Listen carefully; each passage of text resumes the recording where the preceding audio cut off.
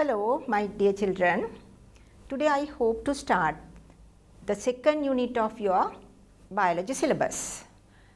It is the chemical and cellular basis of biology. So, today I discuss the competency level 2.10. So, chemical and cellular basis of biology. Actually, this is the core of biology. Core means that is the fundamentals of biology. Now, we all means all non-living and living things made of elements.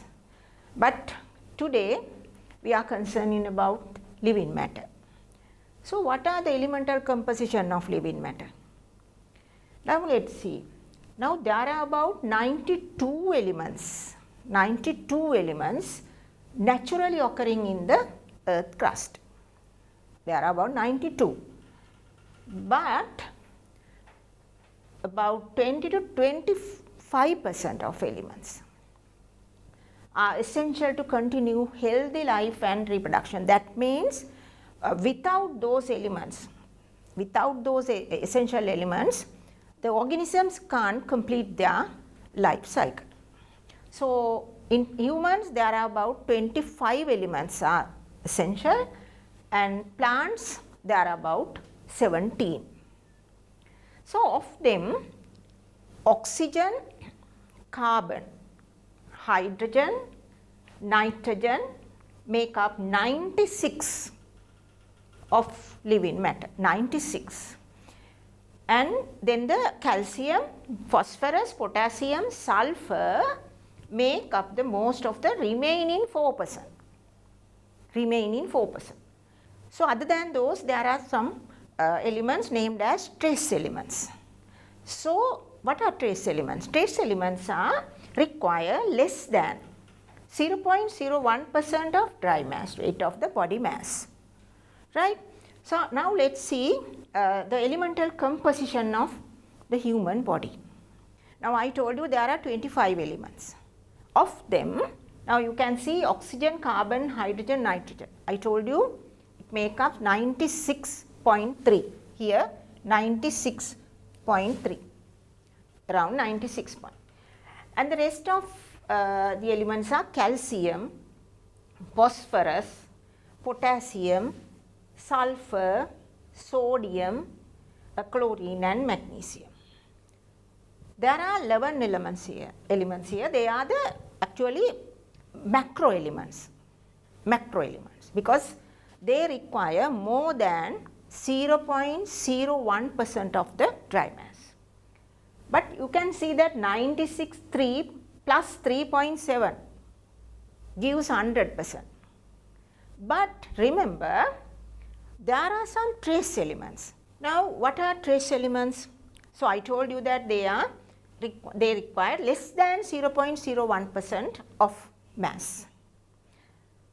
Boron, chromium, cobalt, copper, fluorine, iodine, iron, manganese, molybdenum, selenium, silicon, tin, vanadium, zinc.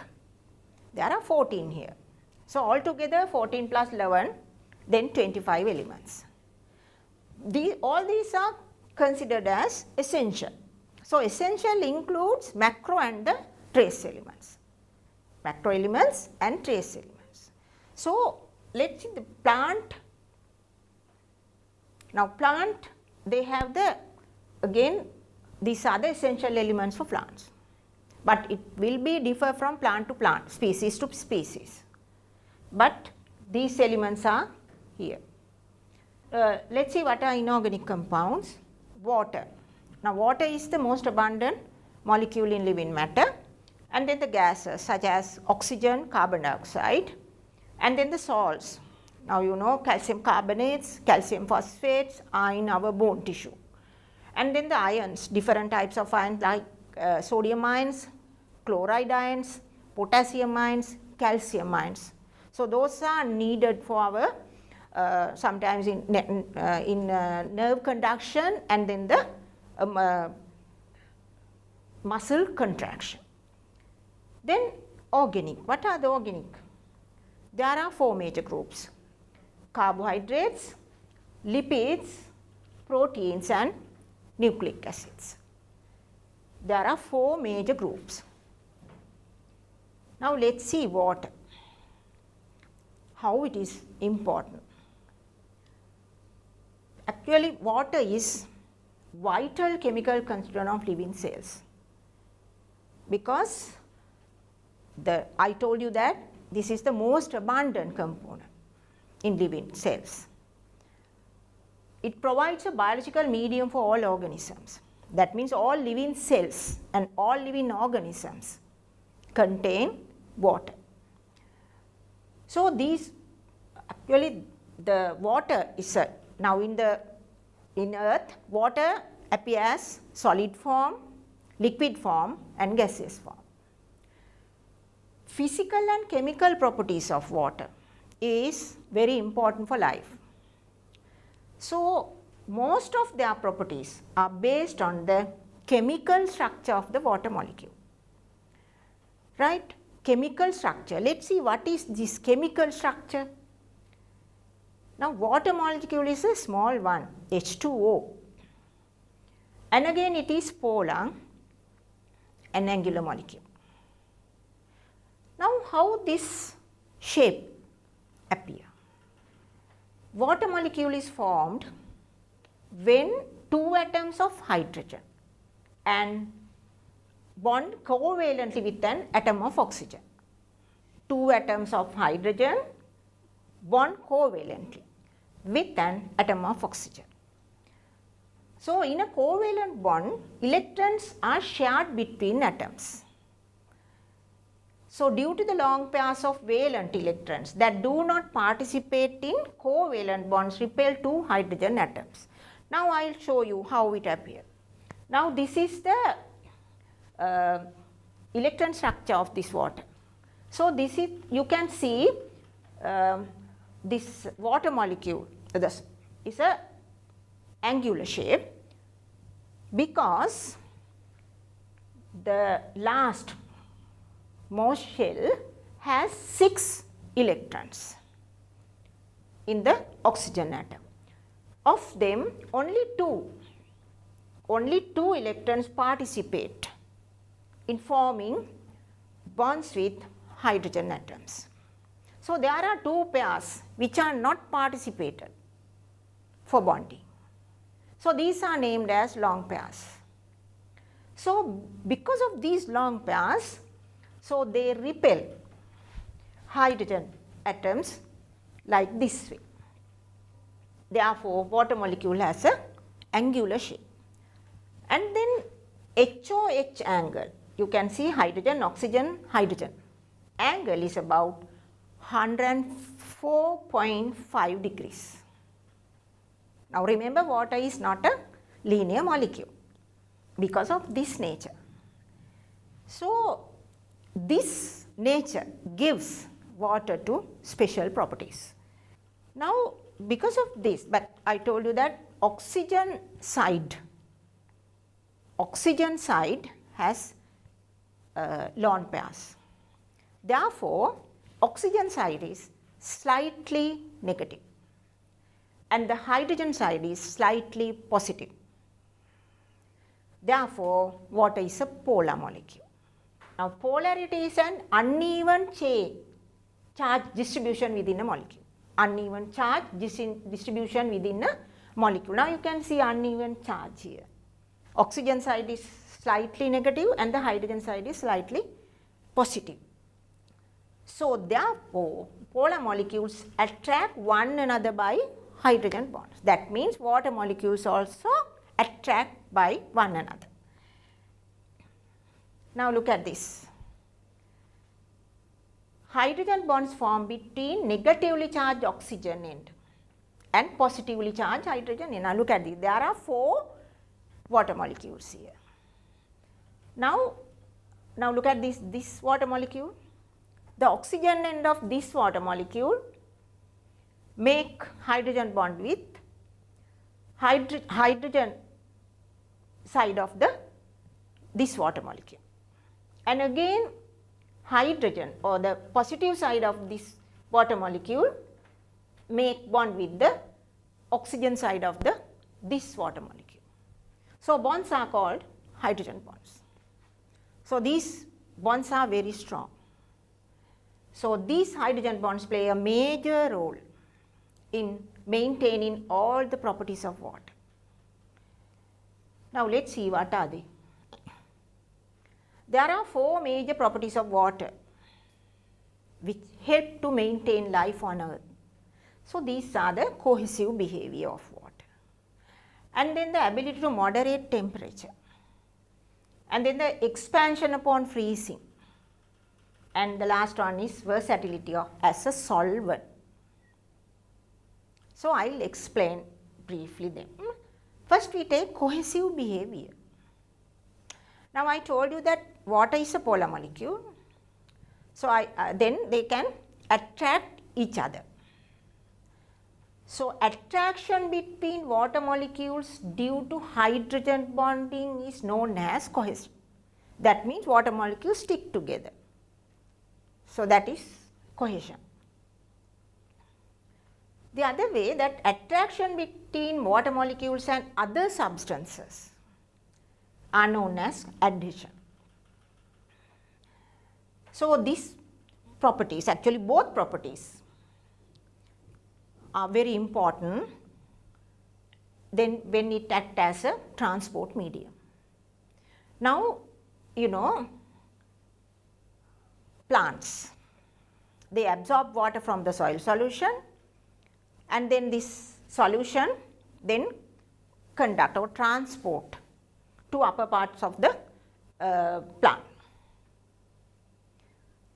So water normally transported in xylem tissue inside the vessel elements.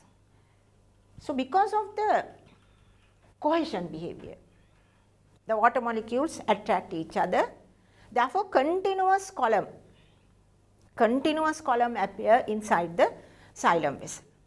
And other thing is because of the adhesion forces. That means water molecules adhere to the cell wall.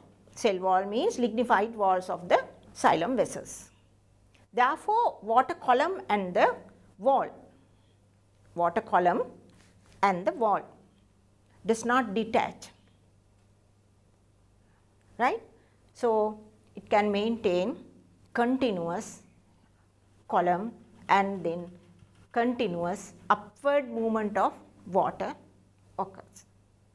So this is very important for when it acts as a transport medium. Let's see the next one. Water has high specific tension. This ability is given to water molecules due to cohesion between the water molecules. Now you know what are cohesion.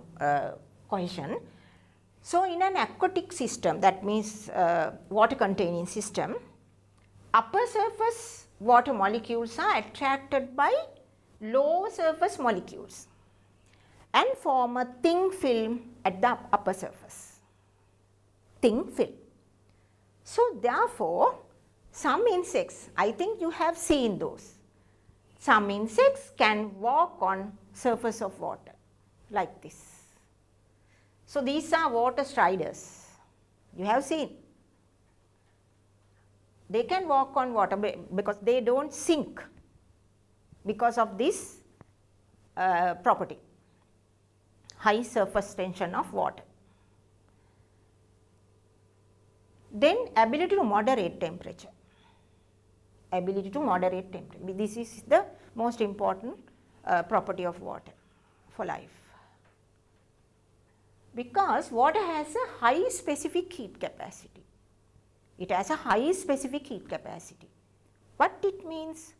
That means the water can absorb or release a relatively high amount of heat energy by a slight change.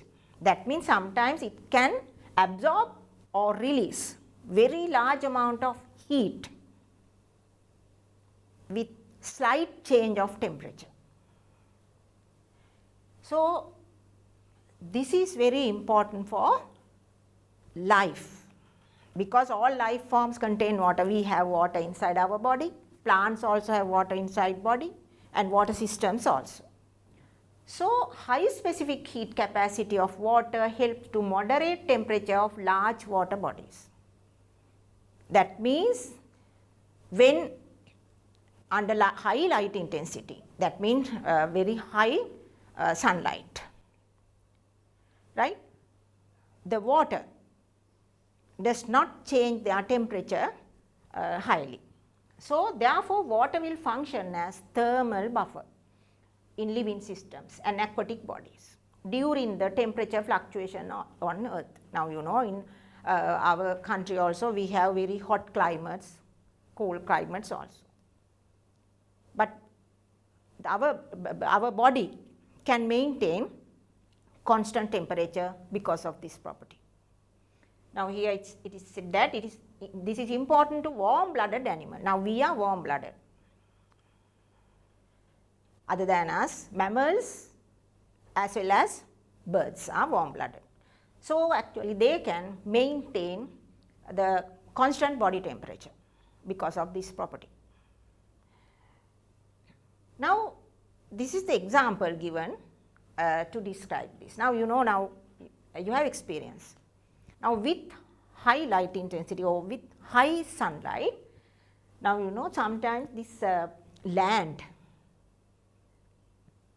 is heating, or sometimes we can't walk on land, burning appear.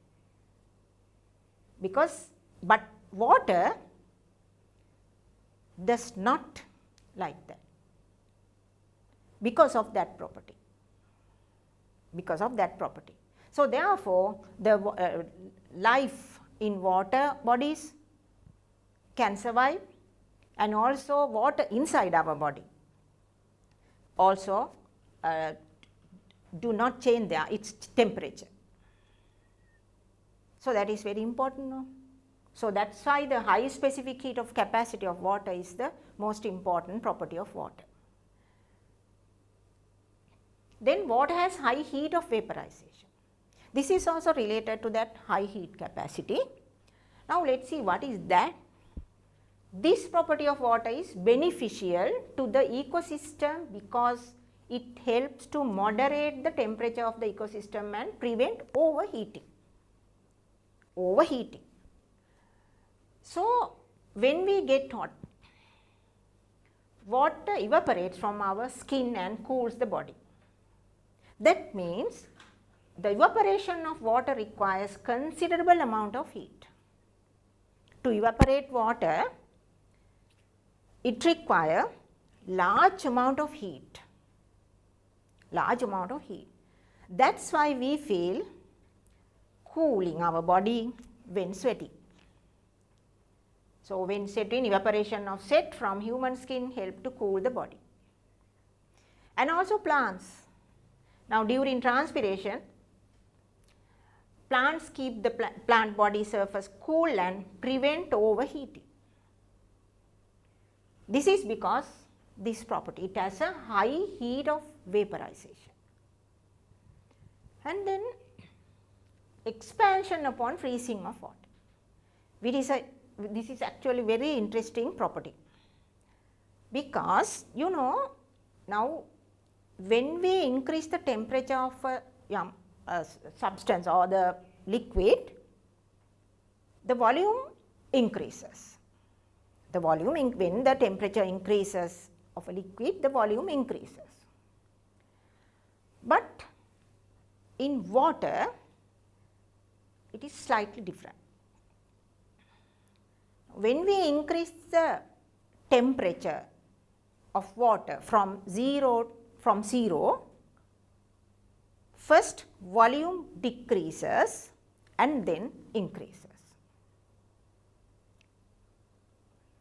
First the volume decreases and then increases. That means their density. Now, this says generally in an increase in temperature of any substances, reduce their density.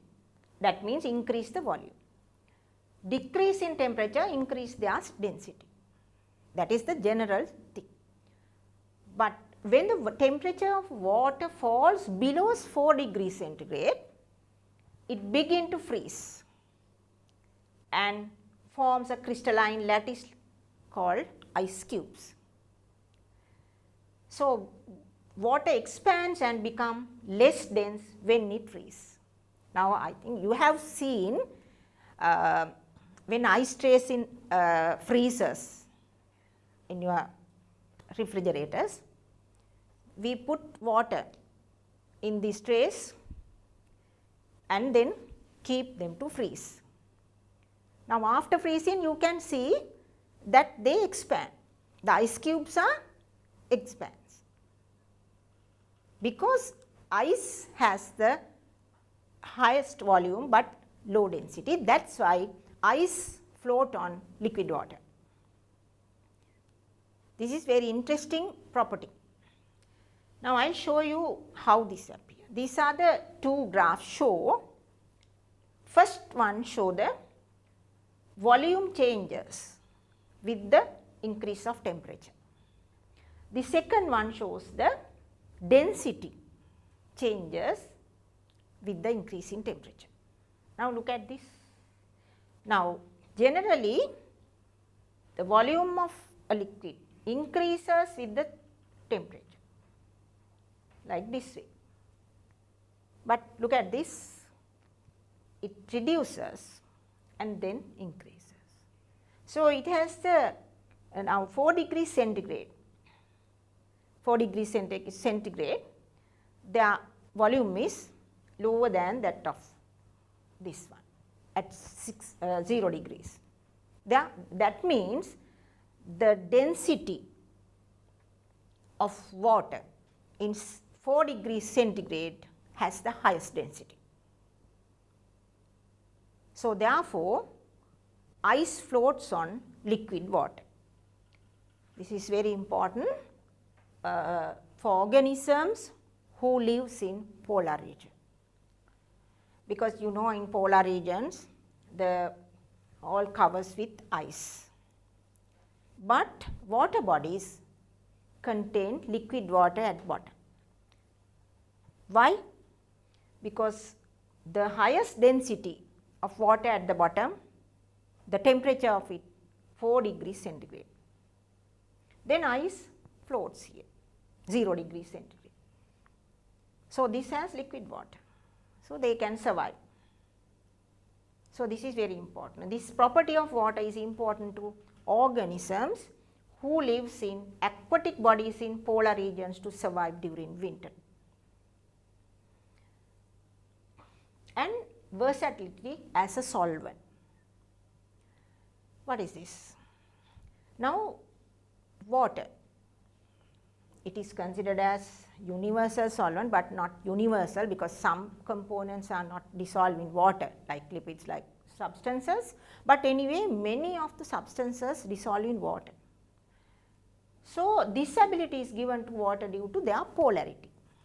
We mentioned earlier polarity. Now, polar molecules like glucose, non-polar ionic sodium chloride, or both polar and ionic components can dissolve in water. So, this is because of the polarity. Let us see how it occurs. Now, when we put salt in water, it dissolves. What is salt? Salt is sodium chloride. Now, what happened? Now, this is sodium chloride and the water. Now, during when we dissolve it, what happened? That chloride ions, now you can see chloride ions surrounded by water molecules. That means that they make hydrogen bonds with these chloride ions and the positive side, positively charged side of the, that means hydrogen side of the water molecule.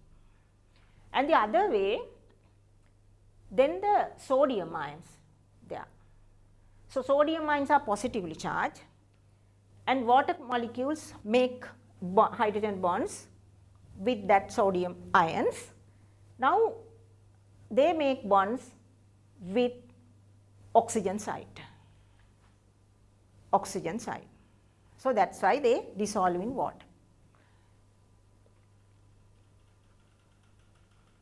Right. That is about the water. Now, let us go to the major organic compounds of living matter. I mentioned earlier carbohydrates, lipids, proteins, nucleic acids. First we take the carbohydrates. Now carbohydrates, that is hydration of carbon. Carbohydrates are the most abundant group of organic compounds on earth. The elemental composition: carbon, hydrogen and oxygen. Hydrates of carbon, I told you hydrates of carbon contain the same proportion of hydrogen to oxygen ratio, which is equal to 2 to 1 as in water molecule.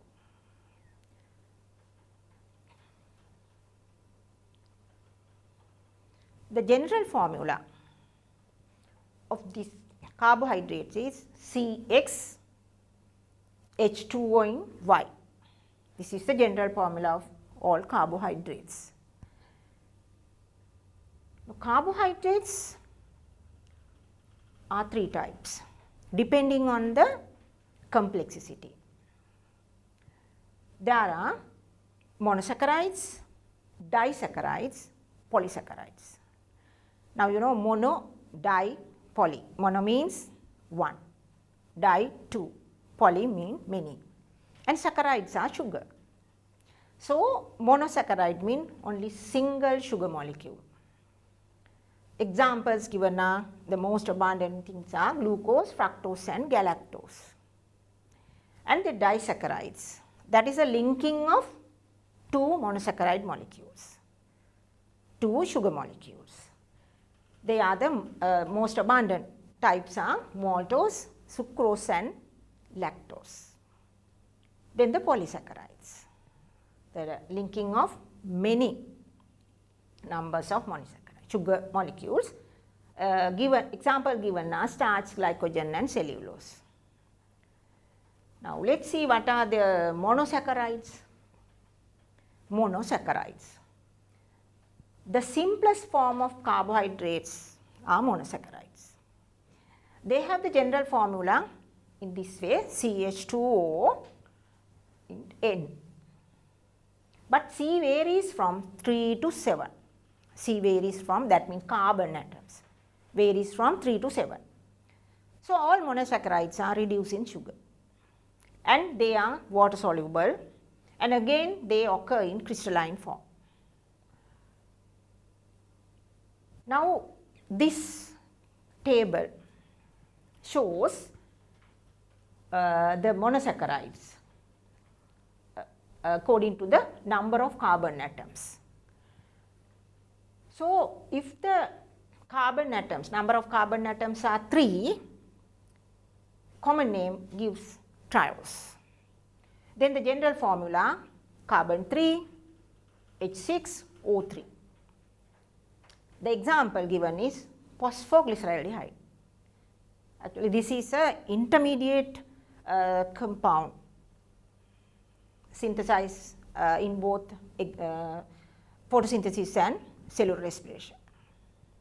And then if the number of carbon atoms are 4, the name given is tetrose, that is common name, and then the general formula C4H8O4.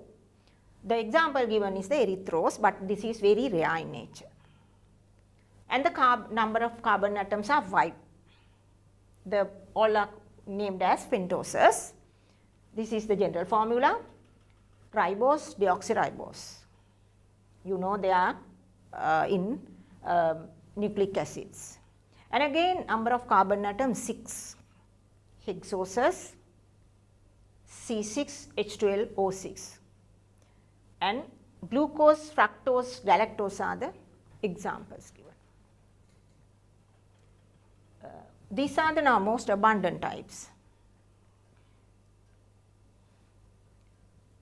Now, monosaccharides, glucose, galactose, fructose.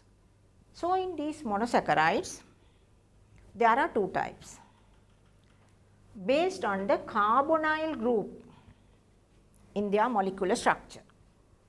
So, some have aldo group, they are named as aldoses, glucose and galactose are aldoses, and some have keto group, they are named as ketoses, fructose.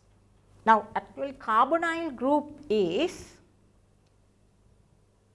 the most important thing when they do the reaction.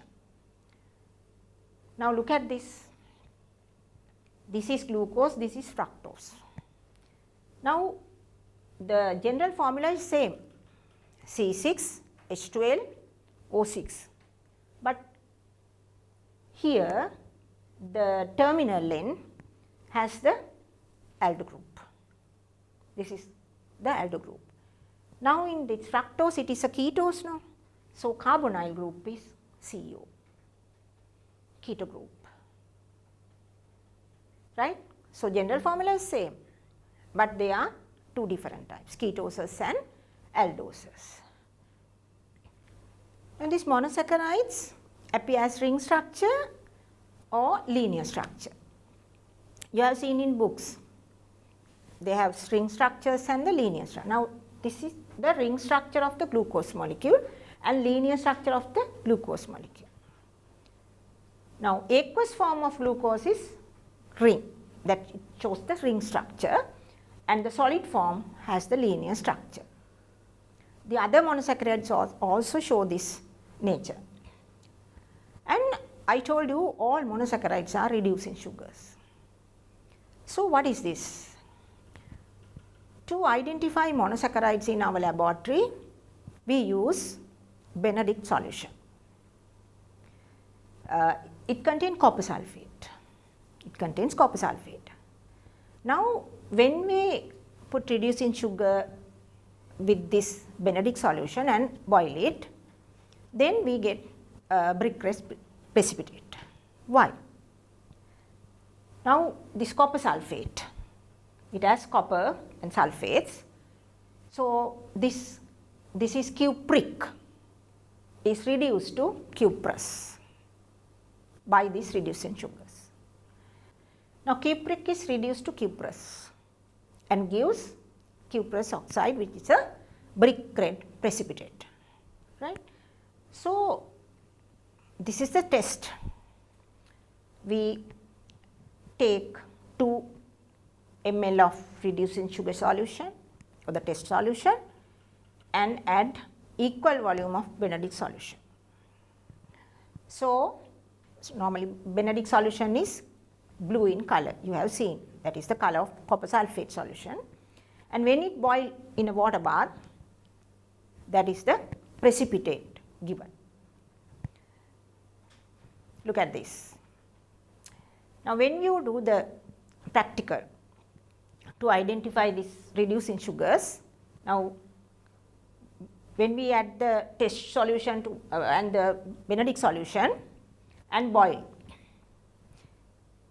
if the traces of reducing sugar in the solution, it gives this mud green color, and the moderate, then it gives the orange color. But large amount of reducing sugars are there, then it gives the brick red precipitate, brick red precipitates. So, this is the generally used test for reducing sugars. Now, you know what is the reaction behind this test. Disaccharides. I told you disaccharide, 2 sugar molecules. Disaccharides are sugars formed by joining 2 monosaccharides by a glycosidic bonds. These are the most abundant types of disaccharides: sucrose, cane sugar, and lactose, milk sugar, and the maltose. Now, this shows the formation of maltose molecule by linking of 2 glucose molecules. Now, these are the ring structures of 2 glucose molecules, and this is the structure of maltose. Now, during this reaction, the water molecule is removed. Now you can see this is the 1 glucose molecule, hydrogen atom from 1 glucose molecule, and hydroxyl atom group of other glucose molecule removed as water, and then form a bond. The name of the bond is glycosidic bond. It is said that 1,4 because the bond formed between first carbon of 1 glucose molecule and the fourth carbon of second glucose molecule. 1,4 glycosidic bond. Anyway, glycosidic bonds, right? So, glycosidic bond is formed by, I told you, removal of a water molecule from 2 adjacent monosaccharides by a condensation reaction. So, these are named as condensation reaction, that is when they link, some molecules are removed. So, here water molecules are removed. So, those type of reactions are named as condensation. So, water molecule is formed from OH group of 1 monosaccharide molecule and hydrogen from adjoining monosaccharide molecule. So, likewise maltose, sucrose, lactose are formed in this way.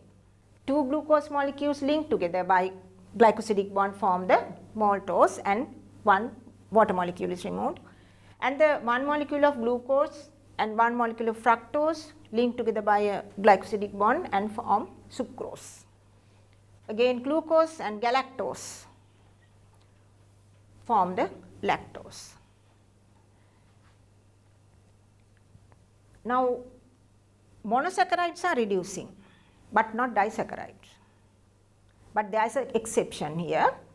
Maltose, lactose both are disaccharides, but they are reducing. But sucrose is non-reducing. Sucrose is non-reducing. Now, how do you identify non-reducing sugars? Now, if you add Benedict solution to non-reducing sugar solution and boil it, there is no color change, right? But we can actually use this Benedict reagent to test this one. But we need hydrochloric acid and the hydrogen carbonate, sodium bicarbonate. First you do the normal Benedict test, then negative results will give. That means then you add Benedict solution to the solution, non-reducing sugar solution and boil, then no color change.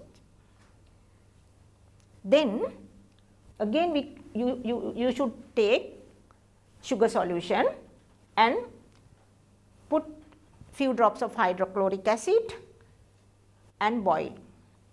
That means hydrolyze. Then heat in a water bath and neutralize using hydrogen carbonates, right? Then repeat the Benedict test, then it gives briquette precipitate. Look at this. So, this is non-reducing. When we add the Benedict reagent and boil, no result, no color change. And with hydrolyzing with hydrochloric acid, then it gives this precipitate. Now then polysaccharides. So, what are polysaccharides? Polysaccharides means many number of sugar molecules linked together by glycosidic bonds.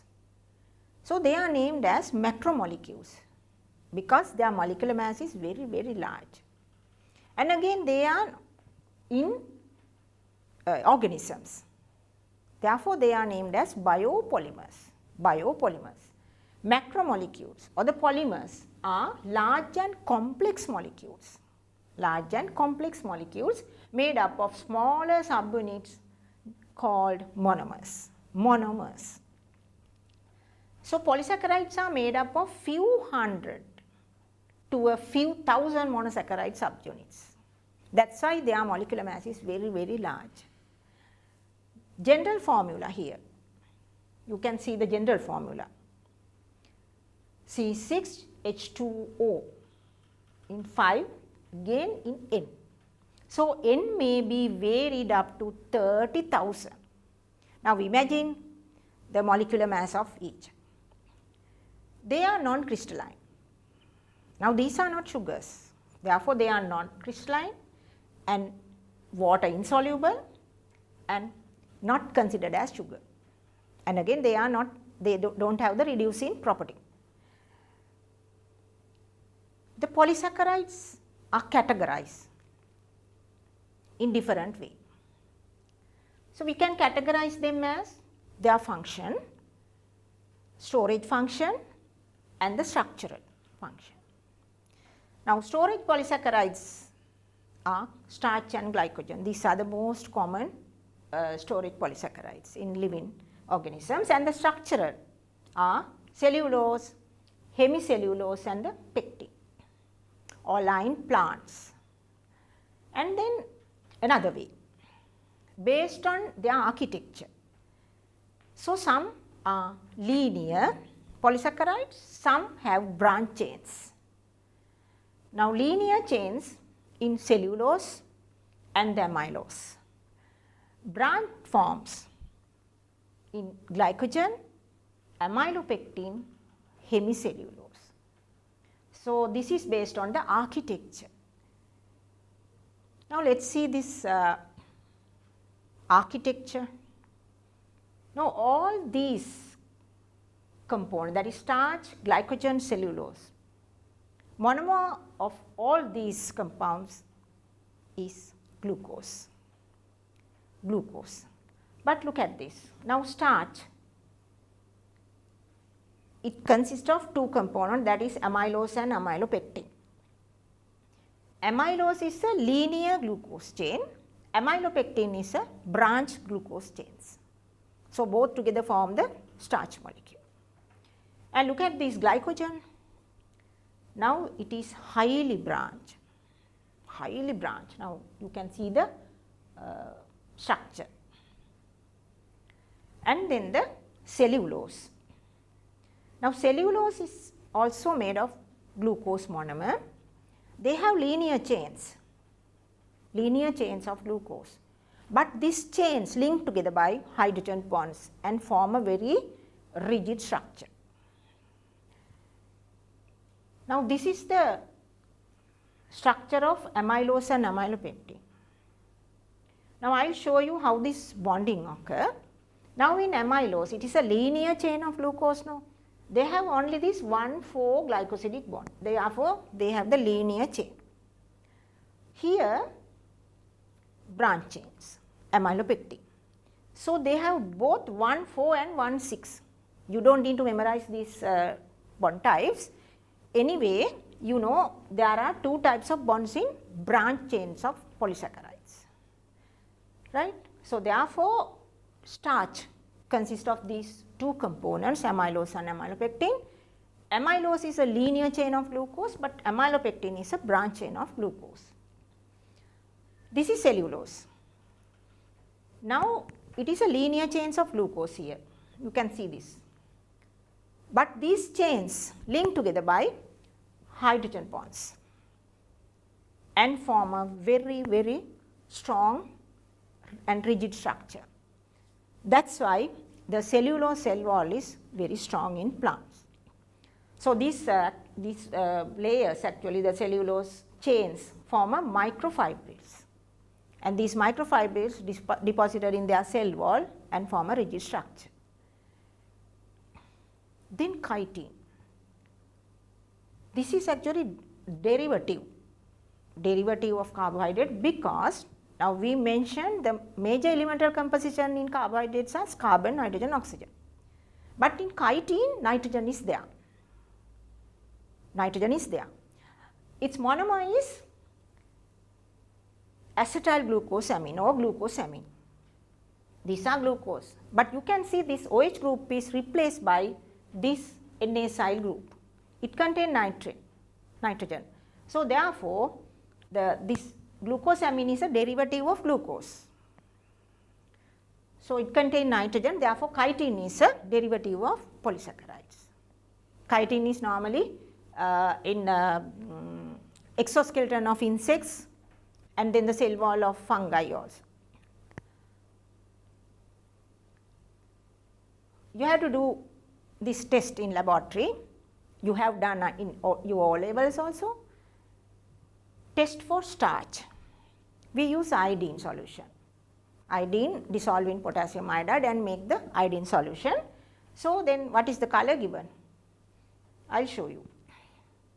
Now, this is iodine. Now, you remember the color of the iodine solution is light brown, and the starch solution here, we have to make the starch solution, and then when we add iodine to starch solution, the final color given dark black blue color.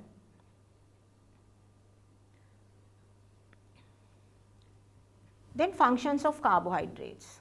These are the common carbohydrates. We discussed the common carbohydrates. Now, what are the functions? Now, regarding monosaccharides. Now, monosaccharides, they act as energy source. Now, glucose is the primary respiratory substrate in all organisms. So, they act as energy source. And then the monomers of disaccharides and polysaccharides. That means linking of these monosaccharides, they form disaccharides and polysaccharides. And again components of nucleotides also. Now, nucleotides mean that is nucleic acids. Nucleic acids, there are two types, DNA and RNA. So, both contain monosaccharides. Now, DNA contain deoxyribose sugar, it is a pentose. RNA also contain ribose sugar, also a pentose. And the disaccharide. So, storage sugar in milk, and translocation in phloem. Now, the major organic compound transported in phloem sap is sucrose, and then the storage sugar in sugarcane. Now, sucrose acts as a storage component in sugarcane and also in beetroot also, beet. And polysaccharide. So, there are so many functions here. Now, look at this. This table gives the different functions of polysaccharides. First, we take the starch. The monomer is glucose. Function, major storage carbohydrate in plants. And then the glycogen, again the monomer is glucose, major storage carbohydrate in animals and fungi. And then the cellulose, monomer is glucose, major cell wall component of plant cell wall. So, like inulin, I did not mention earlier, it is the only polysaccharide which is water soluble. Water soluble polysaccharide normally found in dahlia, right, dahlia. Major storage carbohydrate in some plant, that is dahlia. Monomer is fructose, and pectin, it is also a component in plant cell wall. Monomer is galactose, galactouronic acid, and component of mainly mid lamella. And chitin, I told you acetyl glucosamine is the monomer, major constituent of the exoskeleton of arthropods, and hemicellulose. And the last one is peptidoglycan. Look at this, peptidoglycan I did not mention earlier. This is monomer is actually sugars and amino acids, and component in the cell wall of bacteria, mainly prokaryotes and mainly in bacteria. This is also a polysaccharide, right. Now, this is the end of this polysaccharides. Shall we summarize the lesson today? Now, this table gives some characteristic features of carbohydrates, and then there are some carbohydrates in that columns. Now, let us see what are from these carbohydrates, which one do storage function. Now, I told you cellulose is not a storage one, right, it is a structural. Now, let us see answers. Sucrose, starch, glycogen do storage function. right? Now let's see, glycosidic bonds are present. Now don't think that all carbohydrates have glycosidic bonds. Glycosidic bonds are present when two monosaccharides link together or many monosaccharides link together. Now answer.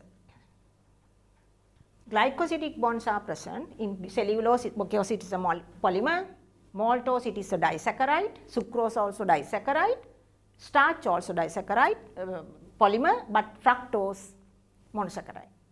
No glycosidic bonds. Glycogen is also a polymer. Then reducing sugar. Now which has the reducing property?